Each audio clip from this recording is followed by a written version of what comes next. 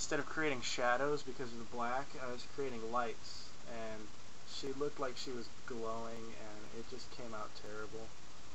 And it was a stencil that I took a long time with, because it was like the entire belly button up of a girl, and it was very intricate, and a lot of curves and itty bitty pieces, and it was a waste of my time because of that. Alright, I think I pretty much have it all cut out, except for maybe some little pieces that don't want to give, right here. Alright, it's out. Now what I can do is, I can keep the hammer and sickle and use it for something, which, you know, I might. Turn it over, put it on a black piece of construction paper, and maybe, I don't know, do something with it. Or I could just put it on a shirt. I have spray paint, fabric paint. I can spray over it and it'll create a negative. I can spray bleach over it and do a shirt tattoo with it, which is what I call it. It's just really called just bleaching. Alright, now I have to clean this up a little bit. You can see these aren't shadows. These are actually a little bit of the black ink left over from where I was cautious. So now I'm going to go back in through. I want to make sure that the point on the sickle is really sharp. So I'm going to have to be really careful when I'm cutting it out.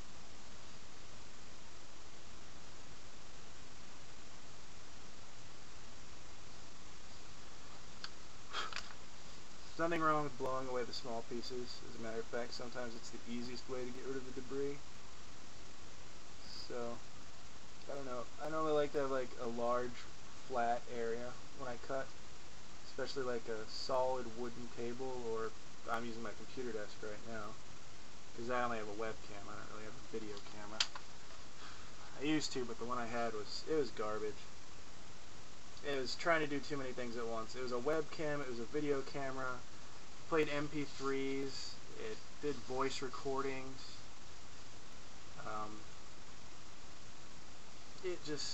It wasn't good though. You couldn't label the songs, and you couldn't put them in separate files that were labeled. So if you had 2 gigabytes of songs, it would just be like song 1 through 100 or something. And you wouldn't know what song's what, and you had to go through them one by one. So you hit next, next, next. Every time you turned it off, it would start back over at 1, and this video really isn't about that. I'm just rambling.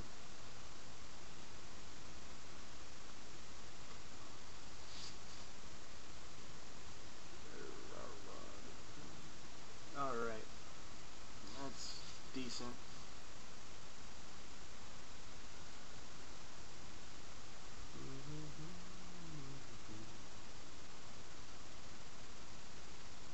I might do another stencil this weekend, so might have a video up and make a shirt in case if I go out on Sunday, which hopefully I will. I mean, there's this girl I kind of liked, and I saw her last Sunday, and it was kind of nice, but I really don't know her all that well. Should edit that out. That's a little bit too much for my personal life.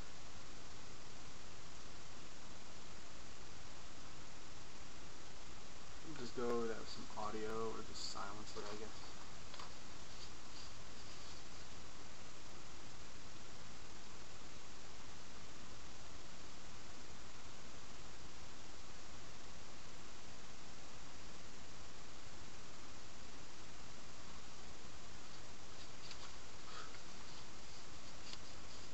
This handle on the sickle, I'm having a little bit of trouble with this curve.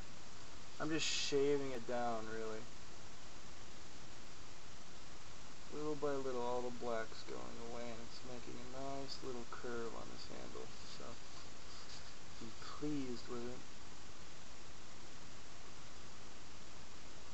If anybody else out there does stenciling or anything, whether it be on shirts or with spray paint out in public art or anything like that, and you have any comments or tips for me, feel free. I'm always up for useful criticism. I don't want to hear just random slander like, oh, my grandma can cut better than you. It's like, I don't care. So I probably had sex with your grandma anyway. But just constructive criticism is fine. I'm always open to that, and I don't get offended. I mean, I'm not a pro at this or anything. I don't claim to be. I'm just making a video because I have a webcam and I haven't really ever used it yet for anything. So I don't really get on it for my friends when I'm talking to them on AIM or anything. Alright, the stencil's cut out. If you want to see it better, I'll just move to the table and you can kind of see it cut out now. You can kind of see the original by contrast. Looks kind of neat like that. But, oh, I forgot I was going to add more to it. I was going to make like a blood trail coming off. But, oh well, forget it. There we have it. I think the hammer and sickle goes this way. So, I'll get the paint and the other supplies and show that stuff to you. So I'll be right back 1 second. I'm still inside the room now, so I'll keep talking. Obviously, since I'm doing kind of a Russian-esque type thing, I'm using red, which I already said, and I'll also be using yellow. The red really is more of a deep, deep crimson than anything.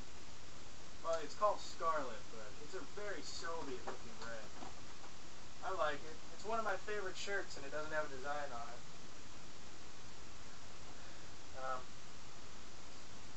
Here's the shirt, though. Very nice red color. You probably can't see it too well because my camera's trying to adjust to the light because I put my shoulder in front of it. There's a roller, adhesive, and I left the paint over there.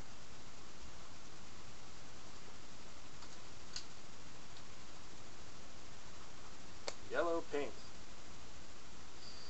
What I always do when I'm using paper, since I don't care what happens to it, I put a whole crap load of adhesive on it. So I'm going to go ahead and put down some safety measures. I have to move my psychology book.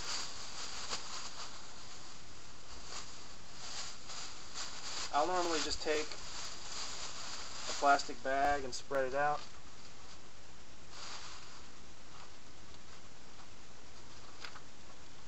And that'll make it all nice.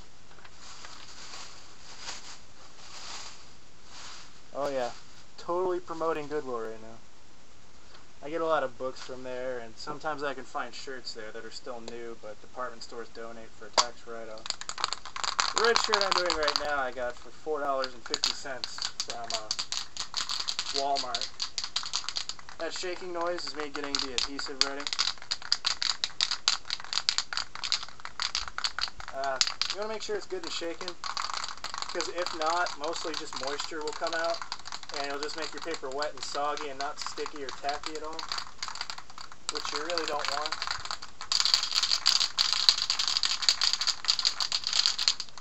So alright, that should be good. But you just, like anytime you spray paint, you want to just make quick layers, make it even. I don't know if you've ever done spray painting before, but I mean I have. I like spray paint. I think it's a good medium and a good art form.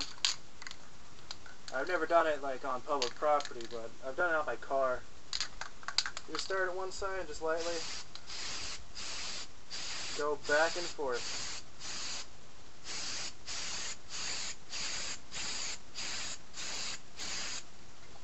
And I stayed about, I'd say about 5 inches away.